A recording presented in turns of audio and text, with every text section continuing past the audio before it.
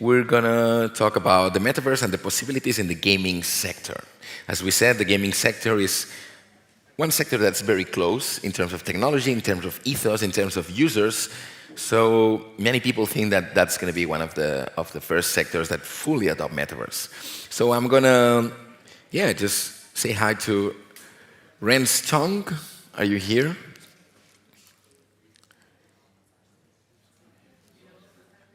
Okay, maybe he's swimming in the water like yesterday.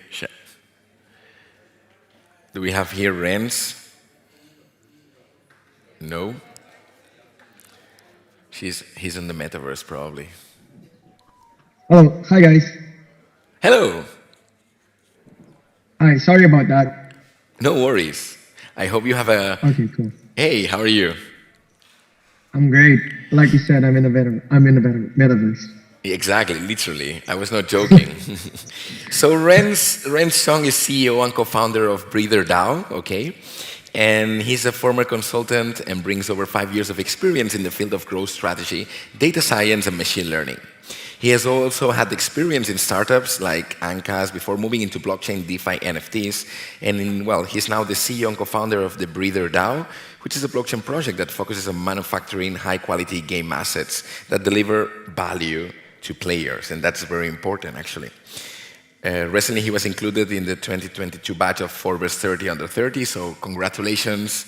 And we're going to go through some of the topics today. I'm very excited to be in the talk with you. Thank you for coming. If you could introduce yourself a little bit and tell us, how did you get into NFTs and Web3 and gaming first? Cool. Thank you for that. You actually did like a good intro about myself, but maybe just to add like some stuff on that, on how I actually journeyed into crypto. So as you said, my background is consulting, startups, but eventually I found my way into crypto. I'm actually an avid gamer myself, and I really love the idea of, exploring one's digital identity in another world, right? In a realm that no one actually knows you, or in a realm where you can reimagine or recreate your own identity. And so, I fell in love with a lot of these games, more traditional ones, of course. Prior to Web3, I was already in gaming. I was doing like FPS gaming. I was doing, MMORPG or even mobile games, right? But, how a lot of these games go, it comes and goes well, right? And what really appealed to me about like Web3 is the fact that you're able to own your asset, right? And previously, I would go towards these gacha games and try and earn and try and, accumulate all of these assets, only to realize that, after 1 or 2 years, I'd get bored and then I'll eventually move on. So spending all that money became nothing, right? And then I can't even bring them with me, or I can't even say that I actually own them. So when I heard about Axie Infinity, I was like, this is something that's really cool and something that I wish I had or existed when I was having all of these when I was playing all of these games, right? Because it's one thing that you can play them in game, and another thing that you can actually verify ownership and you can actually bring it with you, right? So fell in love with Axie Infinity, or at least the idea of like blockchain's application to gaming. Realized then that this is where I want to invest my time in, and this is where I want to put all my efforts into.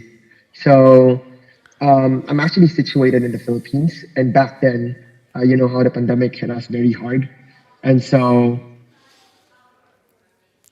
Renz, I'm Hello? gonna have to ask you to wait a second because I cannot understand you because the microphone, the sound system of the room does not allow me that much. So can we do something with the volume, maybe putting up, maybe I can have a headphone or something like that because I cannot understand him.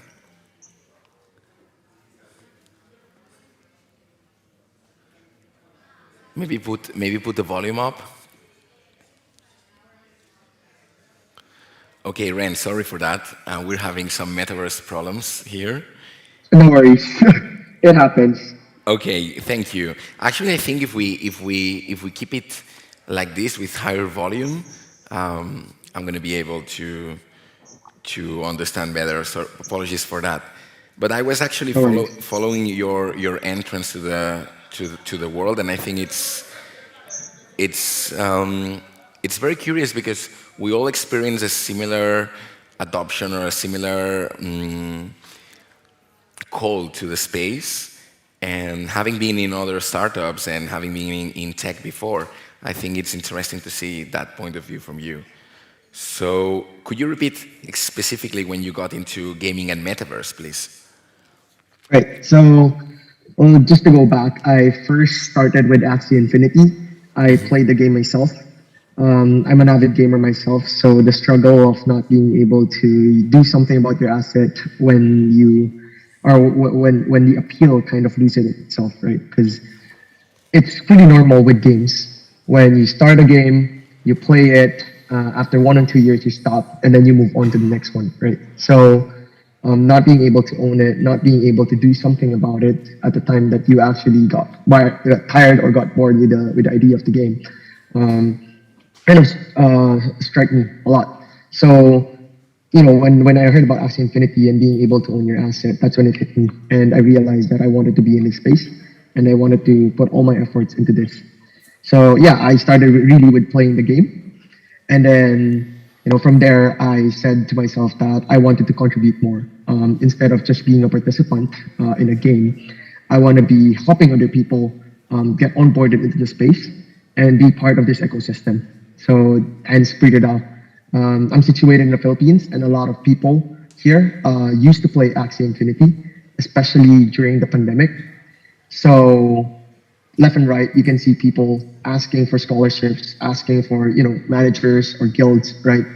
And I thought to myself that maybe at one point, if everyone just wants to play, then nobody would be providing these assets.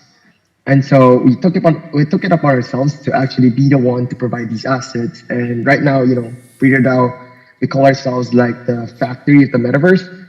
What we aim to do is to provide these assets and to kind of supply whatever asset people need within the metaverse. Interesting. Thank you for sharing that. So in a way, having come from the last talk, which we were talking about hospitality and the hotel industry, well, as I said, like everyone thinks like the gaming is going to be like the first full adopter of all that Metaverse has to offer. Like, do you see that that's a reality? Do you think that we're far away from that, close? How is the gaming sector getting into the Metaverse from your point of view? Right. I think one clear example of how the gaming industry has changed the landscape is that Axie Infinity has onboarded 3 million users who doesn't necessarily understand Bitcoin, but understand like SLP and Axie Infinity, right?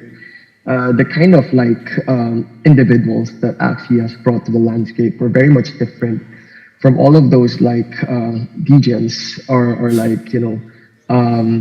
other profiles that have existed. So you had like the DeFi summer, which onboarded more of the financial guys, right?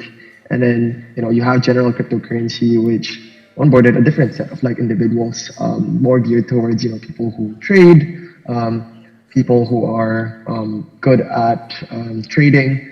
So gaming is a different language and a separate language altogether, and we kind of feel like it's a universal language, right? Not a lot of people understand blockchain or the tech behind it, but everyone understands games, right?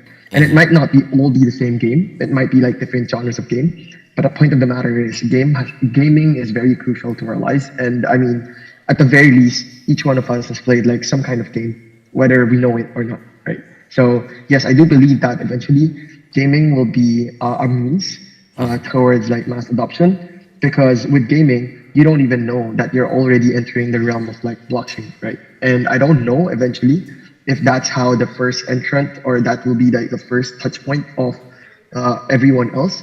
But that should that will definitely be a lot of touch point, the first touch point for a lot of individuals. Definitely makes sense, right? All the infrastructure is there, the people are there, the users are kind of there. And speaking of users, there's been from Axie Infinity even into StepN, there's been this trend of play to earn that's been a really glowing sector, and it has received a lot of adoptions, as you were saying. People a little bit wanting to trade or to get into crypto or already into crypto. But also there's been some resistance within the game community. There's some fear that this is going to turn into, if I pay more, I will win more. So do you think all video games are going to adopt some kind of economical, financial dynamics, or it's just going to be a sector of the video games and there's going to be like a purist or a resistance towards that? Right. So I think it's not like a catch-all thing, right? When we talk about play to earn, it's really more of a campaign, or like it really targets like a specific group of individuals that's income motivated, right? But if you look at like the general gaming landscape, most of these players do not really play for the money that it can generate, right? You have games like, League of Legends, you have games like Mobile Legends, you have games like Counter-Strike, and people play it not because it provides value or it provides economic value to them, right? They play it because they genuinely enjoy them. And what we're seeing here is that, blockchain's application to gaming can be evidently seen by the ability of people to earn within games, because people get to own their assets and consequently they can monetize these assets, right? But we're not saying that this is the only use case. So we're starting with this, and it's a clear use case that blockchain can provide. But just like how free-to-play started, and when it first started because it was free, and nobody really has like this advertising model that allowed free-to-play to earn money despite being free, we're experiencing the same thing here. We're introducing like a new concept here, which is ownership. And we still don't know, or like even like the general blockchain application, right? We still don't know like where we can take this. And people are still in that phase where they're still trying things out. So for sure, eventually, some games would adopt blockchain, but just like pay to play didn't necessarily die with the onset of like free to play. We're seeing that there's value that's being provided here by blockchain. And then some people may adopt it, some people may not, but we're still too early to actually know whether or not, play to earn is something that's unique to blockchain, or if it's something that will be, or if it's the only thing that will rise up and be the label for the entire Web3 gaming. But what I do know is that, more and more game studios are entering blockchain, more traditional ones rather, are entering blockchain. And in fact, people are already lobbying for, it shouldn't be like Web 2 versus Web 3, right? It should just be general gaming, because at the end of the day, all of these are like games that provide entertainment value to people. It just kind of, there's just difference in terms of how we market it and how we present it to people. But at the end of the day, the better the quality of these games are being developed in the space, then you wouldn't even realize whether or not it's like a Web 2 or Web 3 game. Yeah, I think we agree on that point, that the quality of the game is really important at the end of the day, and that's what gamers are looking for. Thanks for that point of view. Actually, in a way, I'm going to ask you not only about the general blockchain, but specifically NFTs in gaming and blockchain gaming. How do you see the role of NFTs? Are they weapons / items in game that they're going to be able to be, let's say, exchanged? Is it going to be like a reward for having completed the game? What do you see the role of NFTs being in game? It could be everything that you said. But more importantly, I think it's a way for people to reimagine themselves in another world where they're not bounded by whatever it is they grew up in. People are saying that in the metaverse you're actually free to choose who you want to be and what path you have to take, right? Because in the physical world, if you're actually, or your parents are farmers, right, then chances are you're likely to be a farmer, or at least like without any external factors, you're more likely to be a farmer because that's the environment that you grew up in, and then you've been molded by your parents from the get-go to actually have that same path, right? But when you actually enter the metaverse, it becomes like a level playing field that everyone has no foundation on, and that everyone can do whatever it is that they want, right? So it's a fresh start for a lot of individuals, and it's a chance for you to be able to create your own destiny, whatever you imagine or however you imagine that to be. And so NFTs actually provide or is the representation of that. We may or may not put ourselves there, but at least like there's some sort of like character or representation in the form of NFTs that we can use. And then it can also be in the form of enhancements, right? If we want a sword, right? Or if we want to be the sword, it doesn't matter. But the idea is that all of these things, all of these assets within the metaverse are a form of tools to enhance our experience, to make it more real, to turn whatever imaginations that we have into reality. I agree with you a lot. Thank you for sharing that. I think, as you said, right, NFTs and all these technological blockchain assets should be aimed at actually enhancing that experience of gaming. And I think that that's a very important thing to take into consideration when designing those games. If developers are looking to build a blockchain game, like how might they effectively design their game economies to make it more sustainable or to make it something that people are going to play in the long term? I know it's a little bit related to what we just said, but from a developer point of view, from a game design point of view, what's your advice, or how do you see things going? What would be the advice for the game developer right now that wants to get into blockchain? So honestly, game economies have already existed even before we introduced blockchain, right? Each of these games have their own economies, which is why you're able to buy like in-game assets, in-game skins, right? And the concept of like getting rewards is not new, right? So what's new is that right now, these tokens that we earn in-game can now be, traded or exchanged and monetized and, transferred into fiat currency or into a local currency that we can spend in the physical world.